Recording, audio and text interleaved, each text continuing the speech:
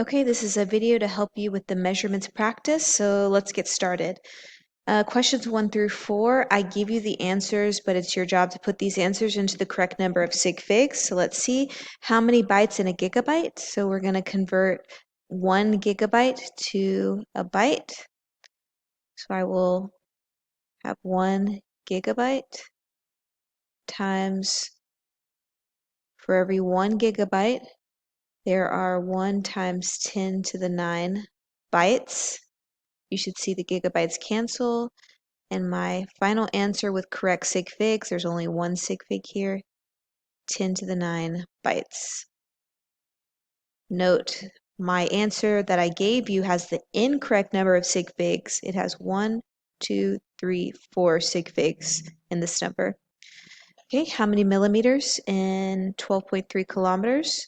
So we will do 12.3 kilometers. We're going to multiply by a fraction that cancels out kilometers, puts us into meters. For every 1 kilometer, there are 10 to the third meters, times a fraction that cancels out our meters and puts us into millimeters. For every 1 meter, there are 10 to the third millimeters.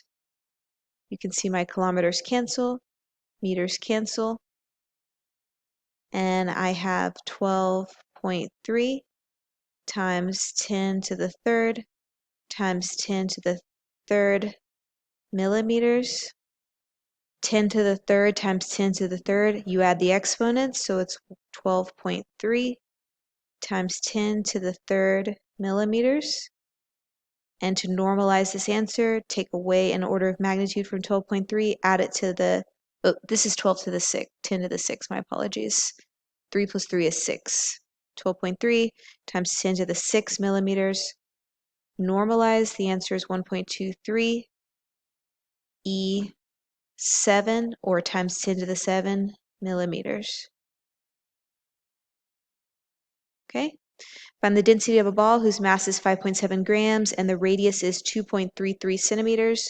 So density is mass over volume. The mass is 5.7 grams. I don't have the volume yet. Volume of a sphere, of a ball, let's pretend like it's a solid sphere. It is 4/3 pi r cubed.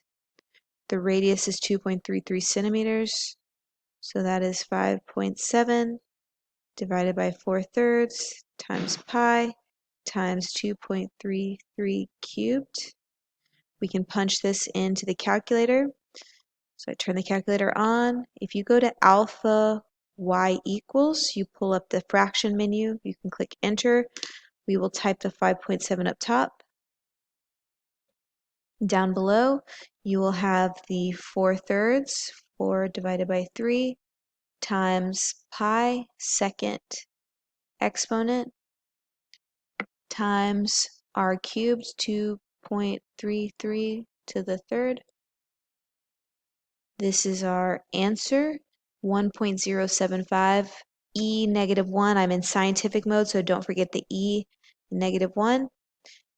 And 5.7 has 2 sig figs, 2.33 has 3 sig figs. We go with the least number. So I'm going to round this 1.0757. I'm going to round it to 1.1 e negative 1. 1.1 e negative 1 grams per centimeter cubed. Notice that the answer I give you has too many sig figs. Okay, number 4. We're going to convert 1.08 times 10 to the minus 1 grams per centimeter cubed to grams per millimeter cubed. 0.08 gram, oops, that's times 10 to the minus 1, left that off, times 10 to the minus 1, a gram per centimeter cubed, stack it, and we keep the gram, but we need to convert out of centimeters, and we need to have millimeters down the bottom to go for gram per millimeter cubed. For every 1 centimeter, there are 10 millimeters. But I'm not trying to convert just a centimeter to a millimeter. I'm trying to convert a centimeter cubed to a millimeter cubed. So in this fraction, I cube everything. I cube the 10, I cube the millimeters, I cube the 1, I cube the centimeters. When I do that, my cubic centimeters cancel. 1 to the third power is just 1. So I'm going to combine everything now. 1.08 times 10 to the minus 1 times a gram times 1, and then divide by 10 to the third cubic millimeters. I'm going to stack the base 10s on top of each other. Gram per cubic millimeter. 10 to the negative 1 divided by 10 to the 3. You subtract those exponents. So it's 1.08 times 10 to the minus 4 grams per millimeter cubed. Negative 1 minus 3 is the same thing as saying negative 1 plus a negative 3, which is negative 4. Okay. Student forgets to tare, that means zero out an electronic balance before recording the masses of an object. What happens to the precision? What happens to the accuracy? Accuracy is how close to truth, so the accuracy gets reduced, but the precision is a maybe in this case. More about this for question 7 and 8. Let's say a student forgets to record all the digits after taking a series of measurements. What happens to the precision? What happens to the accuracy? So the precision should decrease, and in this case the accuracy is a maybe. Really just depends how many digits they forget to record. All right, a student measures the volume of 25.0 grams of water in the table below. If the density of water at this temperature is 1 gram per milliliter, determine the accuracy and precision of her measurements. So precision is how close each trial measurement is to each other. So we have 20.1, 19.9, and 20.0. These are all really close. So these have high precision. All the trials are close to each other. But for accuracy, accuracy is how close these are to the truth. We need to figure out what the volume should be. Density is mass per volume, which means that volume equals mass over density. Swap these out. The mass is 25 grams divided by 1.00 grams per milliliter. The volume should be 25.0 milliliters, but the student doesn't get 25, they get 20.1, 19.9, 20.0. These are low accuracy. They're not very close to truth. Okay, question number 8. You should be able to do this one, same values, but take a look at these, decide how the precision and the accuracy, if it's high, low, low, low, whatever. Okay, we're going to do 2 more problems together. We will do number 10 together. You'll do 9, 11, 12 on your own. Number 10, we're converting 1.470 times 10 to the third millimeters cubed to centimeter cubed. Just like on the exam, I give you the relationships between the prefixes. 1 meter is 10 to the third millimeters, and 1 meter is also 10 to the second micrometers. Oops, that's a typo. It should be centimeters. Okay, so here in these fractions, you are going to be converting between your units. 1 millimeter, I need to cancel out my millimeter units, and I need to go into meters. And then I need to cancel out my meters, and I'm converting to cubic centimeters, so I have centimeters. Now I can put the corresponding numbers, because my millimeters will cancel, meters will cancel, and I will have centimeters to go into this fraction here, but let's put our numbers. For every 1 meter, I have 10 to the third millimeters.